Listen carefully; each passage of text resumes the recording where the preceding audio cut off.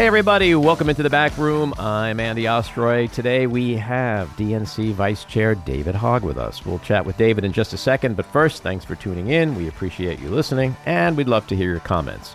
So email us at backroomandy@gmail.com and or post on our social media, and we'll read some feedback next time. And if you like the podcast, please rate and review and follow or subscribe, and you'll be notified every time we post a new episode.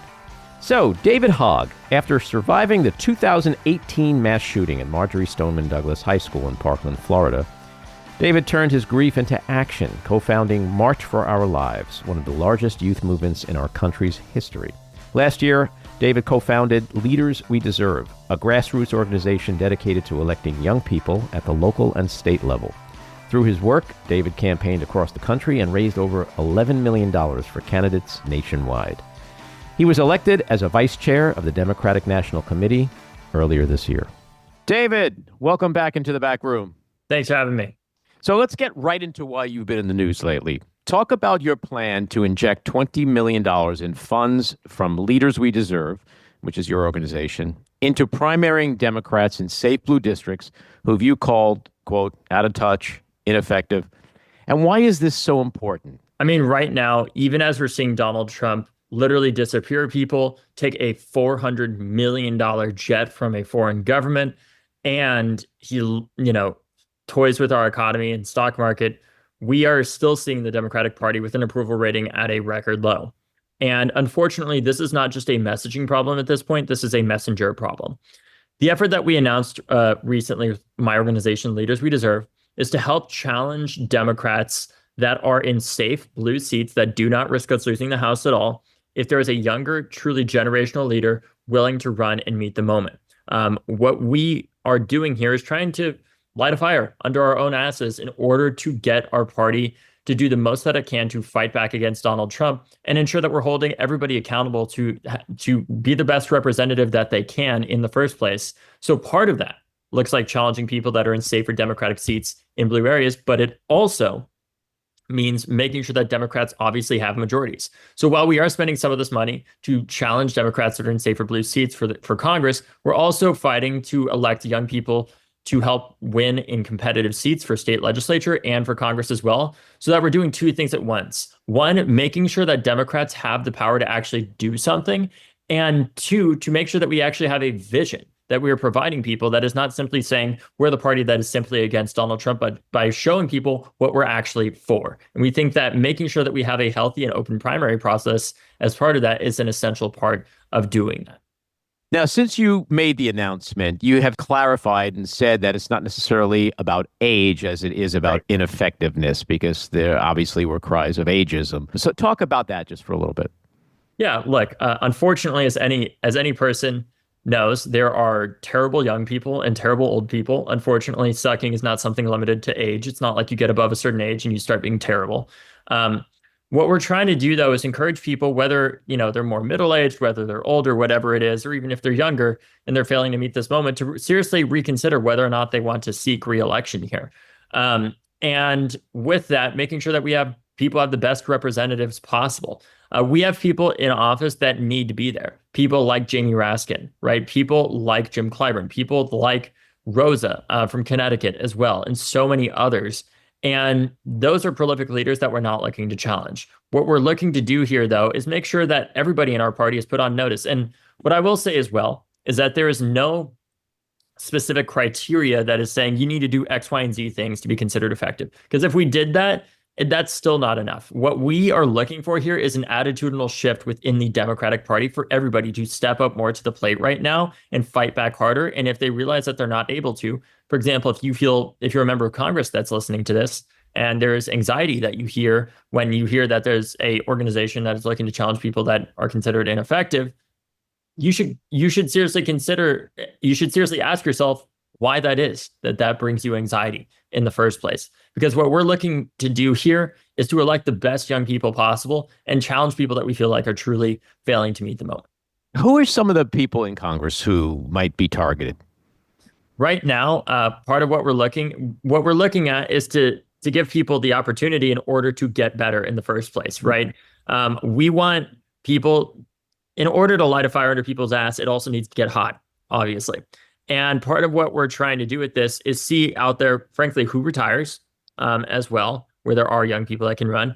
And also what I'll give an example of is who we are, the type of people we're looking to emulate. We're looking for people like Chris Van Hollen, right? Who didn't just say, or Senator Van Hollen, who didn't just say, we're in the minority, we can't do anything. He voted with his own 2 feet and went to El Salvador to say this man needs to come back, right? What it looks like is people around the country who are standing up and fighting back, going to El Salvador or holding town halls and making sure that we're holding ourselves accountable and showing the American people that we're here to fight for them. I think right now there's a big gulf between what the top of our party wants, what the more establishment of our party wants, and what the base wants. A lot of the elected leaders at the top of the party just say, well, we just need to throw $500 million into midterms and then that's going to fix everything. And sure, we may win back the House, and I hope that we do, obviously, but we need to do so much more than that, because right now, with our approval rating being where it is, when people go into the ballot box, they're not just thinking, well, who is this person that I'm voting for?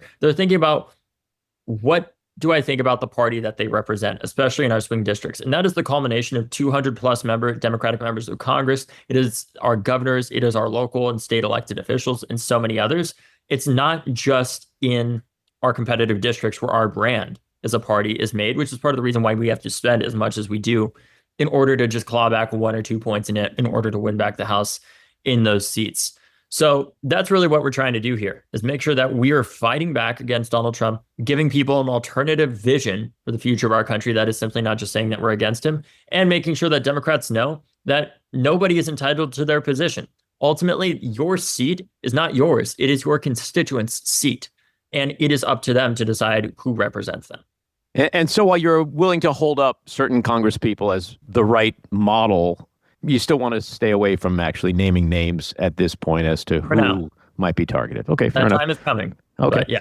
And so what is your response to the critics who say that A, the DNC should not meddle in elections or target specific candidates, and B, that $20 million could be sent so much more effectively and impactfully, for example, to target vulnerable Republicans? I think the fact of the matter is, one, the role that I'm in at the DNC is a volunteer role. Just to be extremely clear about that. On top of that, there have been vice chairs previously that have been involved in primaries, the same position that I am in, that people who had PACs that gave in primaries, that endorsed in primaries as vice chairs. There are vice chairs who have endorsed in primaries as well, of course. So it's not like this is completely unprecedented. I would also say that there was an election, and as I was running, I talked about my work to elect young Democrats and to win back young people. And I'm fighting for a constituency right now that our party has dramatically lost a large segment of, that we have to win back if we want to have a future of the party. And that is certainly going to ruffle feathers, but I'm not afraid to ruffle feathers. I'm here to win, because I know that the status quo that we've been going with, of this seniority, like if seniority politics and just saying, well, let's just rely on whoever has the most experience to get us to where we are and let them lead us. If that was going to get us back to winning, I wouldn't be talking to you right now. So DNC Chair Ken Martin is publicly opposed to plan. So from where you stand, based on what you just said, is this just Democrats operating business as usual, status quo? I would say, in regards to what I'm trying to do, I'm trying to disrupt the status quo. There's some people who obviously don't agree with that, like you mentioned. But look, I don't take those disagreements personally. This is a strategic disagreement. And I think this is part of what makes our party great, is we are not a cult. We don't say you have to be exactly this thing, and this thing in order to be a Democrat. As we love to say, we are a Big Ten. And to the other criticism that you mentioned about, well, this money could be spent in competitive races. That is also part of what we're trying to do, is support people that are running in competitive races, and with some of that money as well, challenge people that we feel like are failing to meet the moment. Because what I would say is part of the reason we have to raise $500 million in order to win this. Frankly, when we're seeing the president literally disappear people, when we're seeing him crash our stock market, when we're seeing him literally take a $400 million jet, when we're literally seeing him take a $400 million jet from a foreign government, when we're seeing him sell his cryptocurrencies using his platform as president of the United States, when our approval rating is as low as it is with that, that is a damn indictment of our party, far more than it is to say, well, if we just throw $500 million, everything's going to be fine into these couple dozen races. those races are going to get funding. We need to do more to make sure that we're holding our own party accountable to build the strongest Democratic Party possible, to be a true opposition party to Donald Trump. And right now, I feel like in far too many ways across the board, we are failing to do that. And the only way that is going to change is by making some people uncomfortable, because people, especially politicians, rarely change. And I can tell you this from experience, without serious pressure and some level of discomfort. And it's a good thing. I want people to be anxious.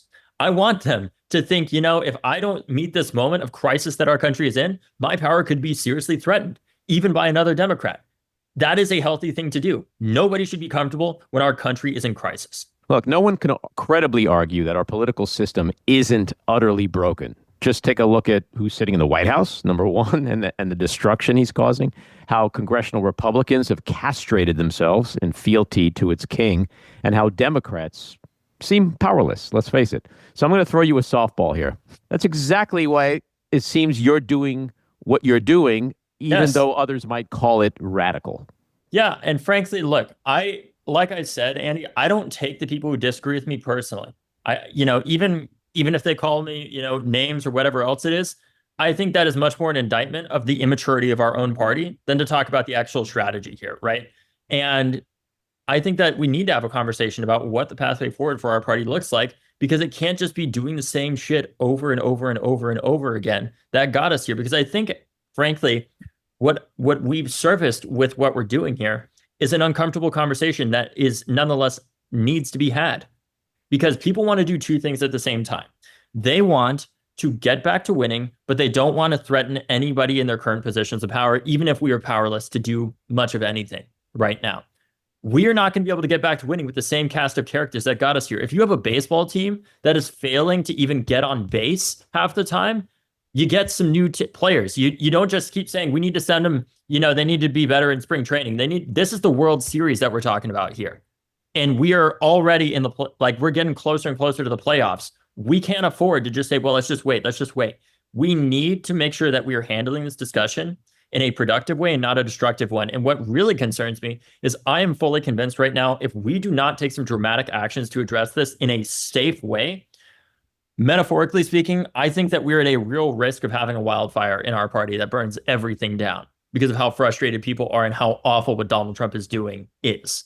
And if we don't show people productively how we are trying to change and improve ourselves at the same time as fighting back against him, we face a reality where instead of having a controlled burn, which is what I would say the metaphor is for what we're trying to do in these safer districts, we face a wildfire that will take everything out and burn it all to the ground. And I don't think that's what anybody wants. So speaking of your critics, James Carville initially blasted your plan, and he called you, quote, a contemptible little twerp. And then in a public post, he subsequently said, quote, David Hogg fights. The DNC needs him. How did you turn him around? It's by having I think it's because James and I, as much as we disagree, we at least say what the hell we're actually thinking, clearly, right?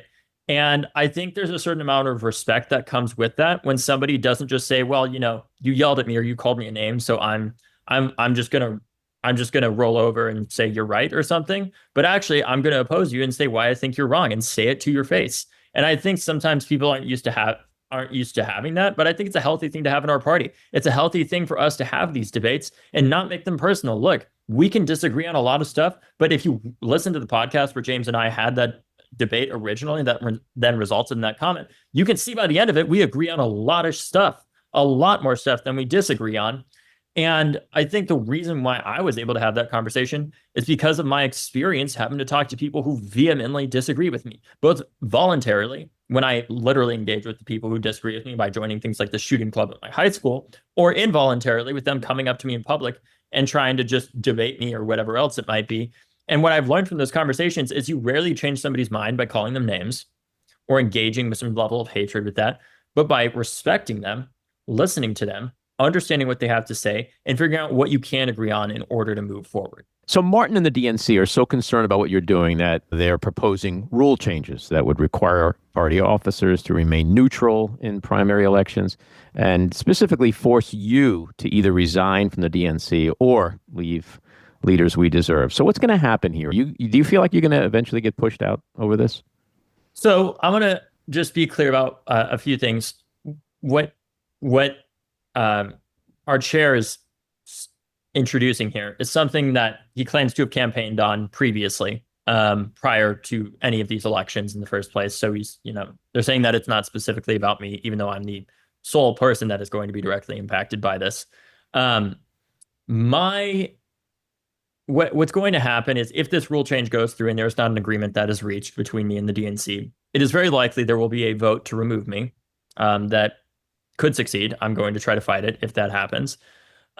Because in my view, I understand philosophically with what they're trying to do here in order to push neutrality from the party's leadership. However, I think it's wrong to change the rules that then result in an officer's removal after an election has been held.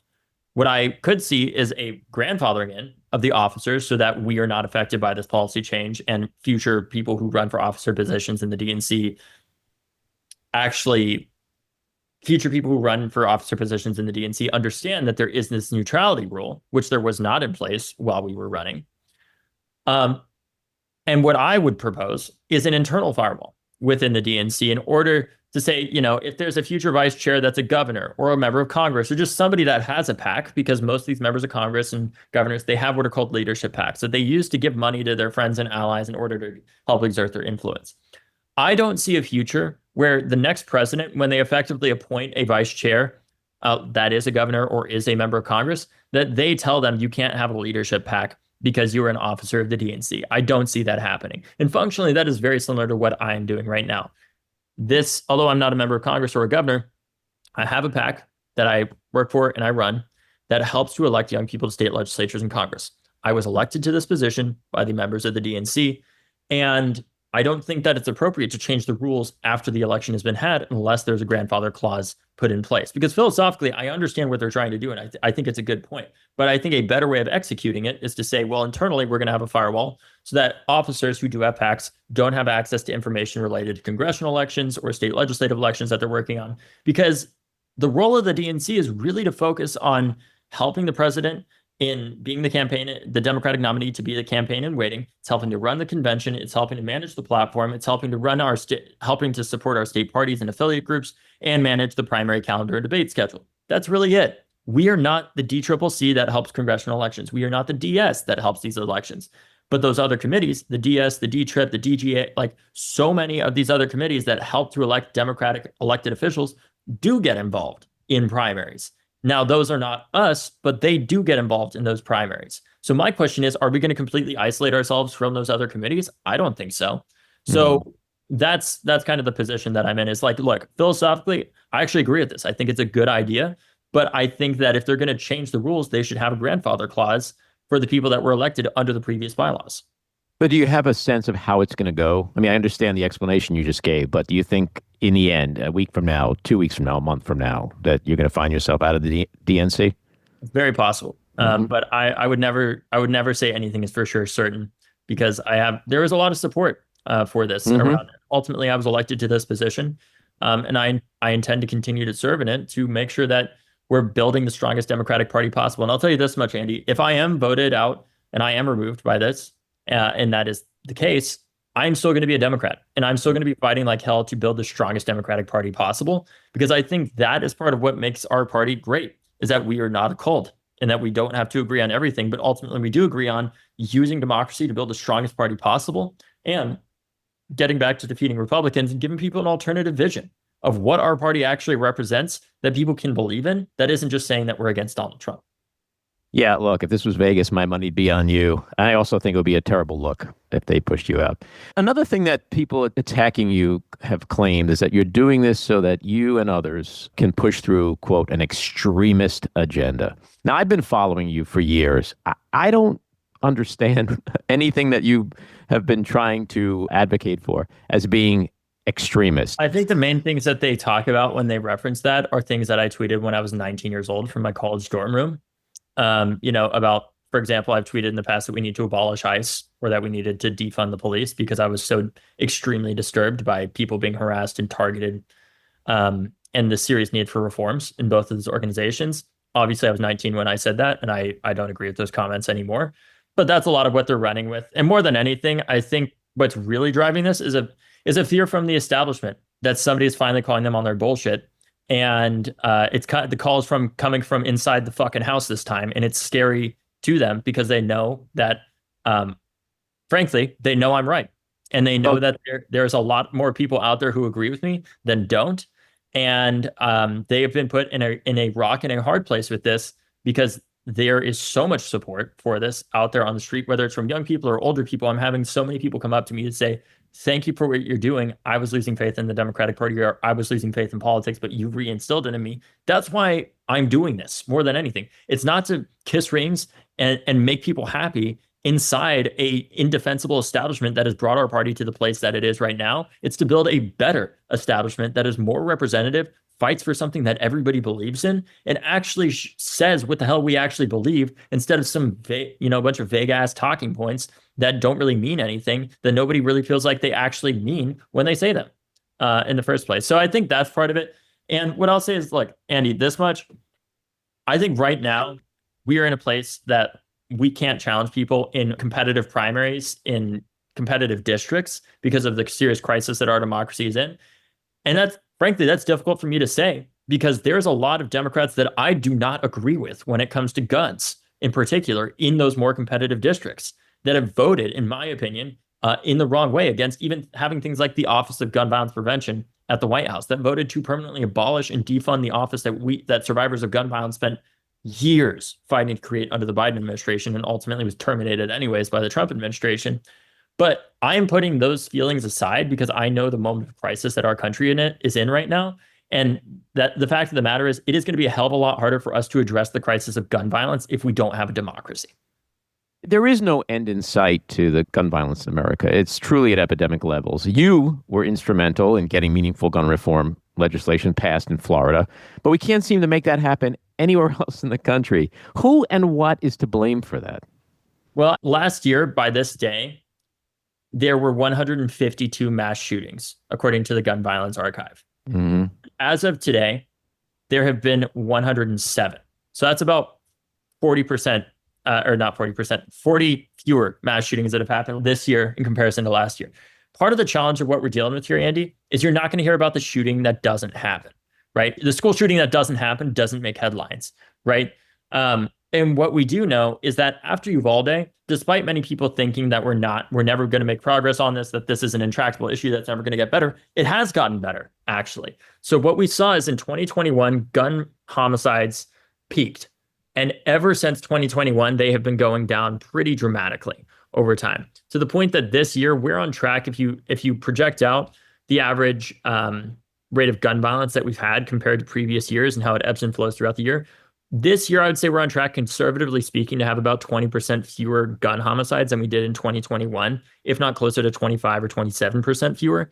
And we're on track, I think it was, to have about 30 to 40% fewer mass shootings than we had in 2021. And that trend line has continued going down and down since then, because after Uvalde, we actually did change gun laws. We expanded background checks for people under the age of 21 trying to buy guns, like the AR-15, because currently under federal law, you cannot purchase a handgun from a federally licensed dealer unless you are above the age of 21. However, you can purchase an AR-15 because that's the logic of the NRA, right?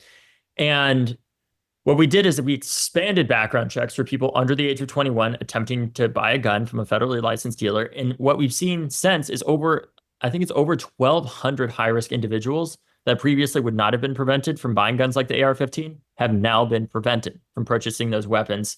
And we are making progress. Of course, reducing gun violence by about a quarter is nowhere near enough, but it's a hell of a lot better than the track that we were on previously.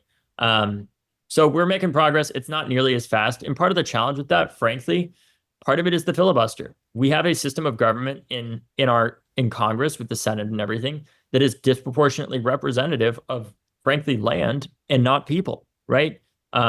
We know that the House has done, as the body that is most representative of the people, it has passed repeatedly, things like the assault weapons ban. It's passed all forms of gun safety measure. But the real challenge remains two things: the filibuster that stops us from exerting the vast majority will of the American people, and it's the Supreme Court as well, which is also a product of the Senate, obviously. And and how unproportionately representative it is of the people and how much more representative it is, frankly, of land more than anything. So approximately 30% of young folks under 30 turn out typically on election day. Democrats clearly have an issue with young people, many of whom feel the party isn't serving them and their needs, and they feel dismissed. So isn't that really what is behind what you're doing? I mean, isn't that a way to fix this problem, to engage and excite young people, to get them to vote so we can win more elections? And how do you do that? You talk to them about the things that are important to them and get people elected that are going to focus on that. That's how I see this issue. Exactly, Andy. And the thing is, too, we know from the data, the voters that are deciding these elections, especially the presidential, are not getting their information from Fox News or the New York Times or MSNBC. They're getting it from social media. That is where they are getting their information. And the younger people that are digitally native grew up with social media. They know how to talk on it. They know, for example, that TikTok connects to the internet. They know, and they also know how to use TikTok. And part of what we're trying to do here is make sure that we're getting the best some level of closer to proper representation of young people in Congress than what we have right now. If we had the same number of people that are under the age of 30 in Congress, between 25 and 30 in Congress, as there are 25 to 30-year-olds in the general population, we'd have over 40 members of Congress under the age of 30. Right now, we have one that is under the age of 30. It is not good for the future of our party when we don't have more of those young people, because they can't develop the experience when they don't start when they're young. And we know that young people are disproportionately affected by so many of the crises that voters say they care most about, whether it's the economy, whether it is housing, whether it's the student debt crisis, or so much more. This generation, what really keeps me up at night more than anything is the fact that we've raised a generation telling them, all right, here's what you're going to do. You go to college and you'll get a good job, you'll get a home, and you can have a family. And if you do that, you'll be fine. And keep voting and everything's going to be great. We have voted at the highest rates in American history of any generation to come before us. Gen Z, 18 to 29-year-olds have. We have gone to college at record rates, far more than any generation has before us. We have some of the lowest rates of alcoholism, some of the lowest rates of teen pregnancy. We have grown up doing what everybody told us to do. And yet we find ourselves, despite doing all of that, yes, we went to college, but guess what? We graduated with a mountain of debt afterwards that we're chained to for the rest of our life. Then we find ourselves barely being able to afford rent, let alone being able to afford a home. Then we find ourselves going off into a world where we can't, childcare is so expensive. People, frankly, a lot of the time would rather just leave their job because it's cheaper to exit the economy entirely and take care of your child than it is to pay for childcare. And then on top of that childcare, guess what else we have? An elder care crisis that I know personally, because last September, right after the DNC, I had to come home to take care of my dad in the final month of his life with early onset Parkinson's disease. And his cost of care, despite being a Navy helicopter pilot and a medically retired FBI agent, was $19,000 a month for at-home care. And the only reason why my family didn't go bankrupt is because my dad did not live long enough for that to happen. What we need to provide as the Democratic Party is what is our alternative vision for the American people so that no person in this country has to make an impossible decision, like deciding between paying for somebody's at-home care or letting them die an early death, or letting somebody decide between paying for their insulin or paying for their rent or their heat. That should not be necessary when we've seen over time, worker productivity has gone up. Productivity has gone up substantially. But what we've seen is an evisceration of the middle class and a growing gulf between the extraordinarily wealthy. And even if people are making more money, because what a lot of people don't understand is, surprisingly, the average worker is making about 30% more than they did in the 1970s right now. But the challenge is everything is several $100% more expensive. So overall, even though we are financially, we should be doing better, the cost of housing, childcare, elder care, healthcare, and education have all skyrocketed. The foundational building blocks of the American dream have become unattainable for far too many people. And I think what we need to do in the Democratic Party is show people what are we doing in order to revive that dream and ensure that all Americans get to share in that prosperity and not just some. Amen. We'll end on a light note. You told Bill Maher on his show Friday night that, quote, young people should be able to focus on what young people should be focused on, which is how to get laid and how to go and have fun. What about the old folks? Can't we get laid and have fun too? You can too. You can too. I mean, look, I don't want you guys having to freaking out about how you're going to pay for your elder care because your kids can't afford it, right? And it applies across the board for everybody. But I think, as you get older and you gain more responsibilities, of course, that becomes more of your duties. Naturally, it's like taking care of your kids, taking care of the people that come after you and everything. But the fact that our young people can't even feel increasingly like they can't go out and just have fun and be themselves because they don't know how they're going to pay rent. They don't know how they're going to meet their next, debt payment for their college is sad. And it's not to say that we should have a society where everything is free. That's not what I'm getting at all. It's just that we want to be afforded the same opportunities that our parents were afforded, where if you work hard, you can get a good paying job and you can go to college and you won't have a lifetime of debt and you can get a roof over your head. And guess what? You can go to the doctor too, and it won't mean that you're going to go into a lifetime of debt because of it. Yeah, look, I understand it. I live it. I have children in their 20s and 30s, and my oldest has 3 children. I totally get it. It is a problem in this country, which is why I say keep doing what you're doing. I'm with Carville. I think you fight, and we need young people to not just... You don't think I'm a twerp. No, by the way, I haven't used that word in about 45 years. That's an old term. But I do appreciate what you're doing. I think it is really important. I think if we're ever going to get young people your age, 20s, 30s, to the polls, we have to have a Congress that has more than 1 or 2 people in there that speak the language that you want to hear and that you deserve. Otherwise, we're just going to keep cycling over and over and over again the same election process that we have. So I'm with you. Thanks for coming on. Do come back again soon, and good luck to you. All righty. Take care. This episode of The Back Room was edited and produced by me, Andy Ostroy. It was co-edited and co-produced by Maddie Rosenberg and co-produced by Jen Hammoud. Our theme song was composed by Andrew Hollander, and our logo was designed by Cricket Langell. And special thanks to Patricia Wind. Please take a moment to rate and review the podcast, and also follow or subscribe. Until next time, keep your eyes on Washington, Hollywood, and your own backyards, and have a great week.